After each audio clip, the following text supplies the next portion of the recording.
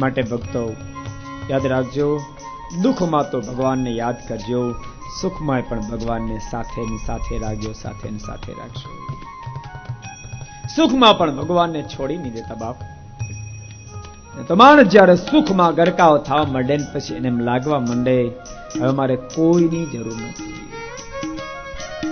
ભક્તો બે જબરી ઘાટે છે ભગવાનને સાથે રાખવામાં. એક તો અતિ સુખ, બીજું અતિ દુઃખ. અતિ સુખ, અતિ દુઃખ. અતિ સુખ જયારે પ્રાપ્ત થાય, ત્યાં હાથ નાખે ત્યાં સફળ, બીજા હાથ નાખે ત્યાં સફળતા, પછી માણસ આહિસ્તા આહિસ્તા ભગવાનને છોડી દેતો હોય છે. એમ લાગવા માંડે કે હવે મારે કોઈની જરૂર નથી. બાપ અતિ દુઃખ પણ જીવાત્માને ભગવાનથી વિમુખ કરી નાખે.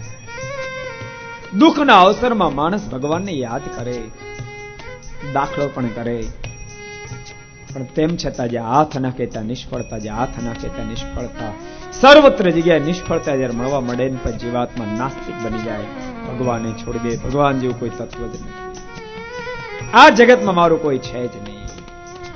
યાદ રાખજો, અતિ સુખ એમ માને મારે કોઈની જરૂર નથી. અતિ દુઃખમાં માણસ એમ માને મારું કોઈ છે નહીં. અહંતા ને હીનતા મોક્ષના પથમાંથી મુમુક્ષને પછાડી દે છે. અહંતા મારે દુનિયામાં કોઈની જરૂર નથી. હીનતા હવે મારું કોઈ છે જ નહીં દુનિયામાં. બાપ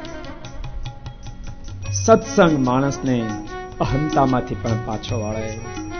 તારા સુખને આગળ દુનિયામાં તારે કોઈની જરૂર નથી, પણ ભૂલતો નહીં મારા ઠાકોર વિના નહીં ચાલે. બાપ મારા ઠાકોર વિના નહીં ચાલે. હીનતામાં પણ માણસને સત્સંગની જરૂર છે. તો એમ માને છે મારું કોઈ નથી. તારી કઈક ભૂલ થાય છે.